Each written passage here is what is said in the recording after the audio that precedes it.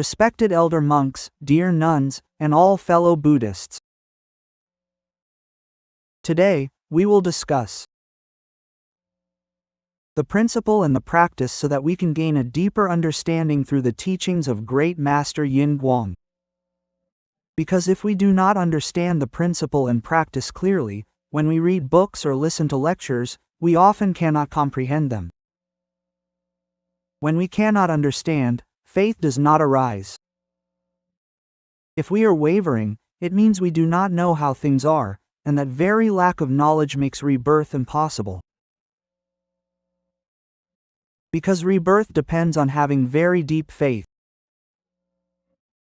That faith means there are no question marks left in the heart. It means we must thoroughly understand the Pure Land School completely. If there is still any point we do not fully grasp, we cannot have complete faith, right? If we doubt, do not understand, or are confused, then that creates great obstacles to rebirth. Therefore, this lesson, we should study carefully, study it very thoroughly. Then, from now until the day we pass away, no one will be able to shake us. It means when we listen to lectures, we will understand very deeply what that is and why it is said that way. And how should we practice? Because the principle and the practice often look contradictory in theory.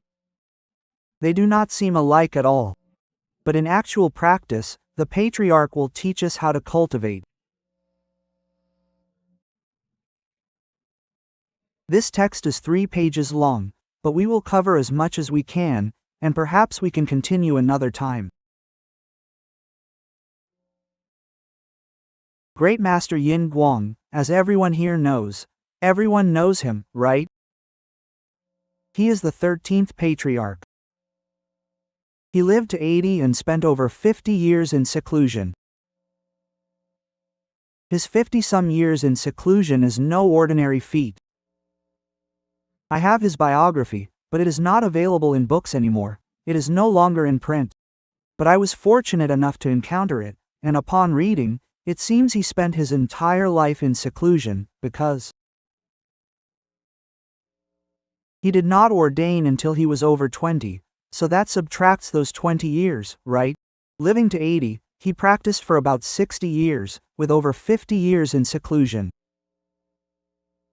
As for the years not counted, those were the years he had to come down from the mountain to print books, so they aren't counted. Otherwise, he surely would have attained realization. So he said that the principle of the world lies within one's own mind. The phenomenon of the world is called the 2 words cause and effect. We must understand this very clearly. The principle of the world is our own mind, and the phenomenon of the world is the 2 words cause and effect. The reason why sentient beings transmigrate and suffer in the 9 realms means that from bodhisattvas to pratyekabuddhas and arhats, they also belong to the category of sentient beings. To the Buddha, even bodhisattvas are still sentient beings. So, as far as the Buddha is concerned, all sentient beings are submerged in the 9 realms. Only the world-honored one has escaped the 9 realms and attained the one vehicle. However, the mind nature of the world-honored one and our own are not different. The reason why saints and commoners differ, and why suffering and happiness are apart, is because their causal practice is different. That is why it is said that the Tathagata and our minds are not different. Is that the principle? That is, the mind itself is not different, but in terms of practice, they differ. That is the phenomenon of cause and effect. In principle, they are very similar, but in the result of practice, the benefits and cause and effect are immediately different. We suffer, while the world-honored one is happy. Therefore, that principle is beyond our understanding. It lies in the mind nature, which is inherently equal, but in terms of practice, it is as far apart as heaven and earth. That is the phenomenon. Because of that, Master Yingguang said that propagating the Buddha Dharma is not easy. That is why it is said that sitting here to talk about the way is not easy. One must rely on their words. If we let go of their words, we will be in great danger. We are very much in danger because we do not have enough wisdom to know the way. It is very difficult. He said it is very, very difficult, not easy at all. And great master Shu Yun said that practicing for liberation is not easy. He lets us know it is not easy. Do not be deluded by others. Do not follow them just because they say it is easy. It is not easy. One must pay a certain price. One must apply effort for many years before one can achieve rebirth. One must practice very diligently. It's not as if you can just be careless and have the Buddha welcome you. It is very difficult, not easy. If it were easy, the Buddha wouldn't have sat for 49 days, would he? Even the Buddha needed 49 days and 6 years of asceticism. It is not easy. So, knowing that, it is only easy for those who are earnest in seeking the way and diligent. Because Master Yingguang said that propagating the Buddha Dharma is not easy, if we only speak of the mind nature and keep talking about the principle, those of low and middle capacity will never find liberation. People who don't know how to practice are just told about mind-only pure land. If you keep saying the pure land is within the mind, then those of middle and low capacity can never practice. That means you do not understand the Buddha's intent. If we use only principle, sentient beings will remain lost. And if we keep talking only about cause and effect, those of high capacity will not know how to practice. They will be very bored. Those who are advanced in their practice will not like it. If you keep speaking too lowly, they will lose the flavor of the way. Therefore, how to harmonize principle and phenomenon to benefit all three capacities is very difficult. One who can speak of the harmony of principle and phenomenon is no ordinary person. Usually, when we speak, it is either principle or phenomenon. It is rare to harmonize both. Either we speak of existence and attach to it, or speak of emptiness and attach to it. We cannot stand in the middle. It is very difficult indeed. The patriarchs and bodhisattvas speak of existence, then emptiness, then negate both to reach the middle way, which is not established so that one may be free. It is very hard. Therefore, it is said that wishing to propagate the true Dharma is not easy. If we know how to integrate principle and phenomenon, only then can things be excellent. Only then can it benefit all sentient beings. The 12th patriarch was mentioned by the 13th patriarch, Master Yingguang, who cited Master Mengdong. Master Mengdong said that whoever understands the principle will never abandon the phenomenon. Whoever speaks of mind-only pure land will be excellent at Buddha recitation. Their practice will be very excellent. For anyone who truly believes in cause and effect clearly and practices well in phenomena will immediately understand the principle of single-mindedness. This means that when one understands the principle, one practices well. It means there are some people who are not right. All day long they just keep saying, self-nature is Amitabha, pure land is just mind, and refuse to enter the Buddha recitation hall. That is practicing theory only, so they have failed. But if one practices only the phenomena without knowing the theory, they may attain a lower level of rebirth, but they will be liberated. It is just like that. Afterward, Master Yin Guang spoke about this, as did the 8th and 9th patriarchs, saying it is better to be attached to the phenomena than to be attached to theory, for then you will be liberated. Because reciting the Buddha's name for 30 years is the practice of phenomena, that is, Shi, phenomenon. But during those 30 years, one illuminates the underlying truth, so within the phenomena, the truth is contained. But if you are attached to the theory that self-nature is Amitabha, and refuse to recite the Buddha's name, the theory cannot manifest the phenomena. How can the theory manifest the phenomena, right? Because the phenomena can contain the theory, but the theory cannot manifest the phenomena, and that theory is only for those who have already succeeded in their practice of the phenomena. Then they move on to the theory. We must understand that we practice the phenomena of single-mindedness first, then we will understand the theory. Now, abandoning the phenomena, Master Yin Guang says you are lazy. It perfectly suits your lazy nature to want liberation without needing to practice. Hearing about the phenomena, you say, oh, self-mind is Amitabha. I believe that already. My own nature is Amitabha. I am a Buddha, yet you refuse to enter the Buddha recitation hall. So you cannot manifest the phenomena at all. Therefore, sentient beings will fall into reincarnation. You are slandering the Buddha, which is a very heavy offense. Because you are depriving sentient beings of the path to liberation, you block it all off, not understanding the Buddha's intent, which is slander. So, later on, the master scolded very sternly. It is very pitiful. The current era is a time when our capacity is very low indeed. Therefore, the only way is to rely on the power of Amitabha Buddha to attain liberation. Just as Jen Shao says, when we die, how can we possibly reach the Buddha's realm? We must have the Buddha come to welcome us to succeed. Only the Buddha has the power to guide us into the Buddha's realm. If we try to go alone, no one can make it. That is why it is only by relying on the Buddha's power that we can return to the West. Without the Buddha's guidance, there is no way to know how to return. Moreover, that intermediate state, bardo, is not an easy one. Even advanced practitioners, when falling into the intermediate state, still suffer from the delusion of rebirth. Once entering the intermediate state and passing through a mother's womb, one forgets all their spiritual practice, let alone entering the Buddha's realm. How could one even enter the heavenly realm of Bodhisattva Maitreya? In the past, the 3 brothers of Master Lion failed, and one even fell outside. If those 3 high-ranking monks could not enter the Bodhisattva's realm, let alone the realm of Amitabha. Therefore, in this lifetime, we rely on the Buddha's divine power, blessings, and profound great vows to guide and receive us. We only need to have very deep faith and a very sincere vow. Master Yin Guang said that one just needs to believe deeply, believe without doubt. Everything becomes clear, there is nothing to doubt, and everything can be understood. Then, in that way, no one can sway your vow. Throughout a human life, no one can stop you from attaining rebirth. We must be very earnest. In this way, even if you have committed the heavy karma of the 10 evils, you can still escape it.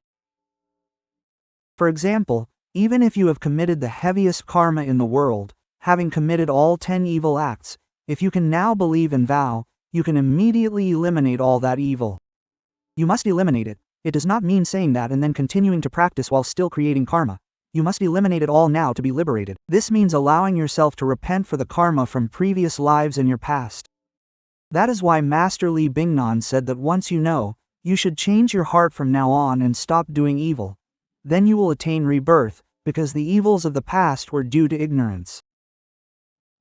If you genuinely change today, the Buddha will receive you, because even those who committed the 5 grave offenses and 10 evils will also be received by the Buddha. However, some people do not do that. They practice while still creating karma without sincere repentance, so no one is liberated. Therefore, if you want to be liberated now, do not fear the karma from yesterday onwards, but from now until the day you pass away, do not create any more, and then you will succeed. But if you continue to create karma, it will manifest at the time of death. It becomes an obstacle, and the Buddha cannot guide you. That is why it is said that we must rely on the power of Amitabha Buddha to lead us to the Buddha realm, to forever escape reincarnation and join the Oceanic Assembly. Regarding this perfect and sudden Dharma gate, it is supreme, beyond thought and beyond discussion. Therefore, we must use both phenomenon and principle to teach everyone, so that we can truly encourage all sentient beings to attain rebirth. This means that a Dharma speaker must address both aspects, phenomenon and principle, rather than just one side. If one does not yet understand the principle, it is acceptable for now to focus on the phenomenon, but one must know that the principle of the way is extremely deep and profound. The phenomenon of single-mindedness, carries deep meaning. The phenomenon is to believe that there is a Western realm in the West where Amitabha Buddha is preaching, and with one heart seek to go to that land. That is the phenomenon. As for the principle, my own mind is the pure land. Do you understand? It is different. However, nowadays, whether people understand the principle or not, it does not really matter. But by using the phenomenon to practice, one achieves liberation. If one hears people say, the self-mind is Amitabha, and then abandons the Western Pure Land, stops believing in it, and only turns to practice within their own mind, they will all fail.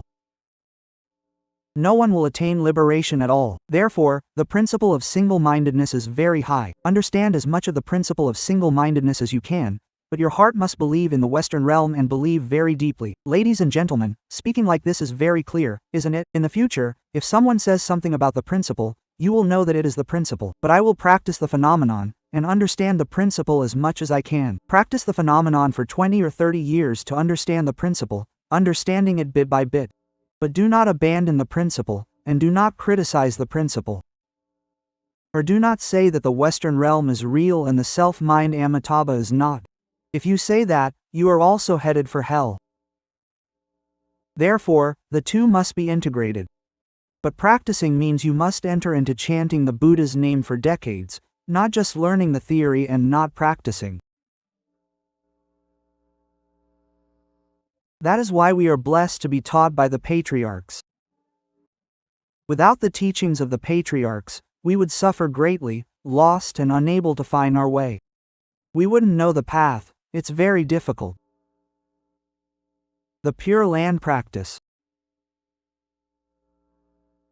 contains all the phenomena of the four Dharma realms, all being interpenetrating and unobstructed.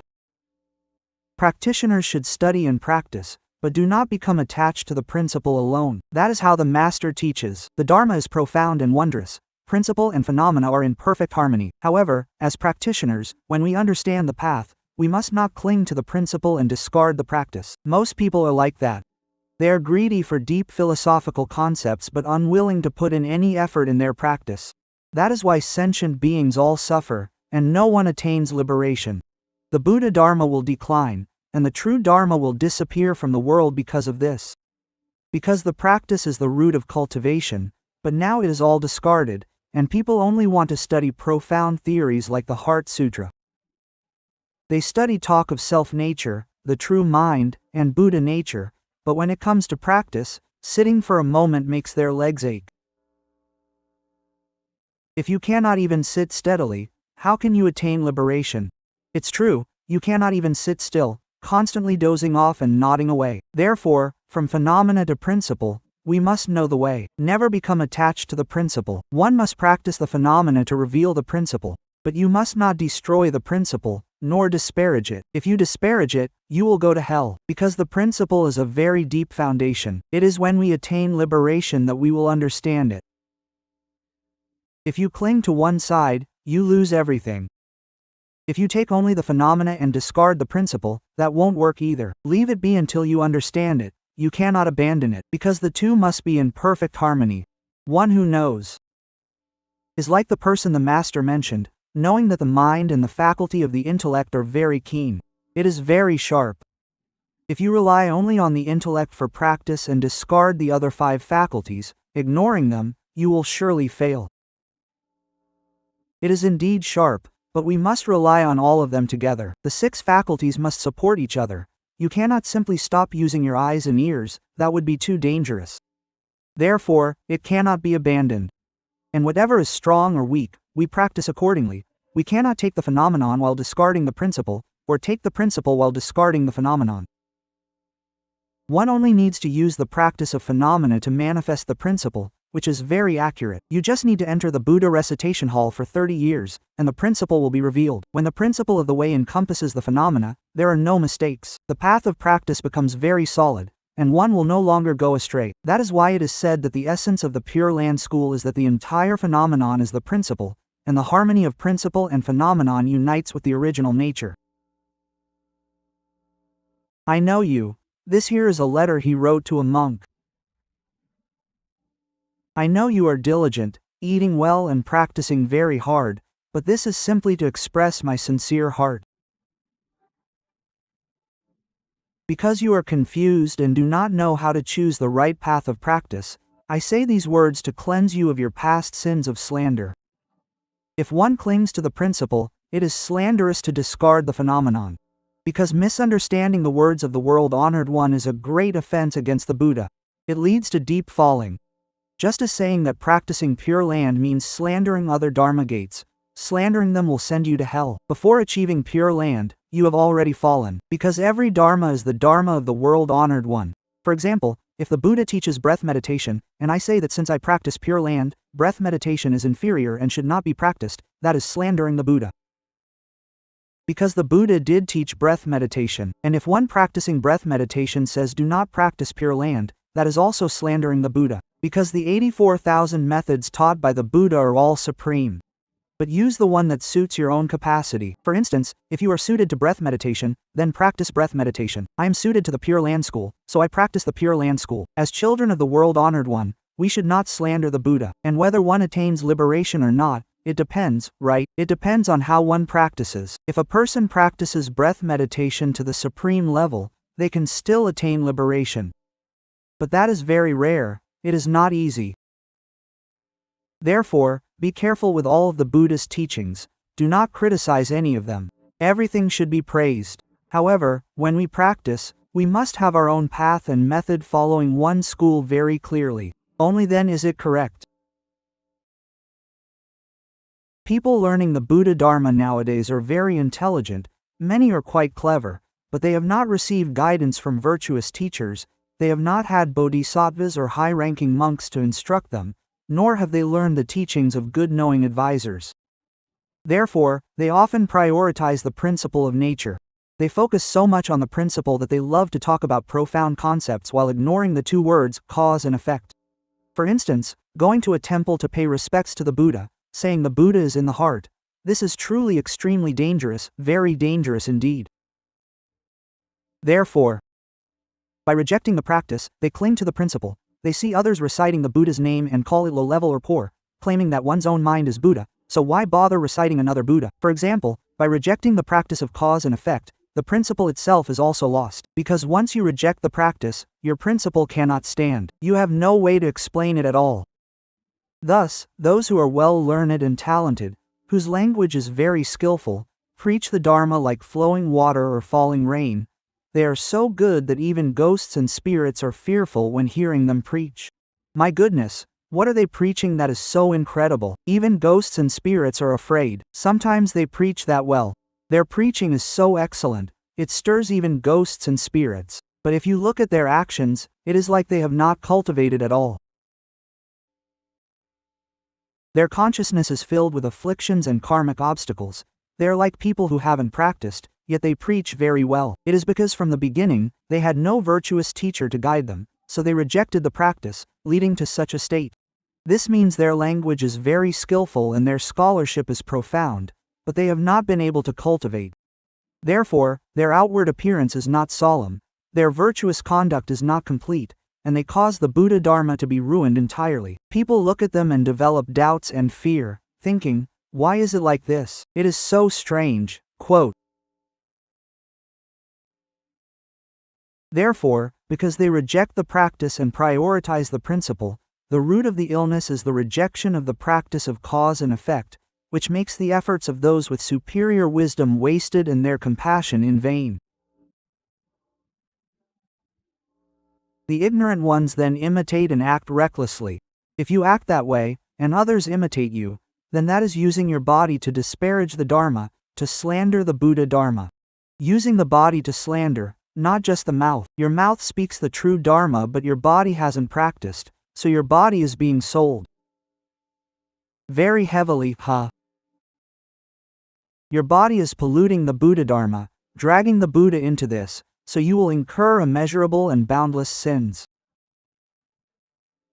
You will fall.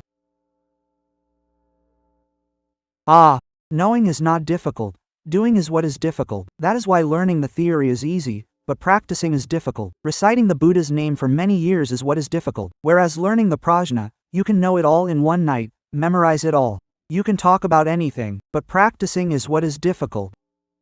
Because in the world there are empty people who hear that the mind, Buddha, and sentient beings are not different, so then. Or perhaps they learn it from the Buddhist sutras or through meditation they realize some principle, and claim they are Buddha. Thinking they are already Buddha, that they are now the best, no need to practice anything anymore, and they indulge in everything because they are so great now. It is often like that toward all deluded external conditions. The six dusts, it is often said that the six dusts are enlightenment, greed, hatred, and ignorance or precepts, meditation, and wisdom. No need to focus the mind at all. Such a person is very dangerous, because they cling to the principle and abandon the practice. Therefore, they do not thoroughly understand cause and effect. They commit and cause others to commit extremely sinful acts. Thus, even though they practice, the result is very evil. Good causes inviting evil results. The Buddhas of the three periods feel great pity for us. Pity is deep, so they pity us immensely. Saying it like that means you didn't have a good teacher when learning Buddhism, which is why you are like this. A good teacher always prioritizes the two words, cause and effect. Practice must purify the mind, while the principle of the way comes from clarity. One does not simply dare to touch upon prajna right away. No one dares to. It is very difficult. So now, if we learn clearly, we will be very steady. No one can deceive us, right? We know the path of practice, which level and what step we are at, we can understand. Therefore, principle and practice are in harmony, and we can know them. So whoever practices the act well and knows the principle a little will be elevated a little bit. The deeper your understanding of the principle, the higher the lotus grade you attain. If you fully comprehend the entire principle, you can reach the eternal quiescent light pure land, becoming one with the light of the Buddha. You could even attain the stage of equal enlightenment bodhisattva. That is why we have 9 grades of lotus, across 4 lands, totaling 36 lotus grades. It arises from practice and principle. Your actual practice and the depth of your understanding of the truth correspond directly to that lotus grade. Therefore, we must now have a single-minded faith in the West and seek rebirth in the Buddha's realm in the Western direction. You must have very deep faith. That is a form of faith that no one can shake, because the Amitabha Sutra speaks very clearly. It describes that world so clearly, and many high monks and bodhisattvas have confirmed that every word and every sentence in the sutra is true, not meant to deceive us, nor are they mere metaphors, but reality. It is truly a real Buddha land. Therefore, I, Chan Hu, am studying this lesson, and you are studying it too. We learn it to deeply understand the Pure Land School, so that our path of practice will be comfortable, and it is a great blessing to know this. Otherwise, we would lose our way. We wouldn't know which way to go at all. Sometimes it is said this way, other times it is said another way, but it is not actually different. Because the words may differ slightly, but the underlying truth remains the same. Whatever way it is explained, it is correct. Now that we understand this, we can understand whatever anyone says. No matter what someone says, we know whether it refers to principle or practice, don't we? And we also know the path of practice. Amitabha Buddha. I am finished. Dear listeners, do you want to continue listening to this lesson? Let's continue another day, shall we?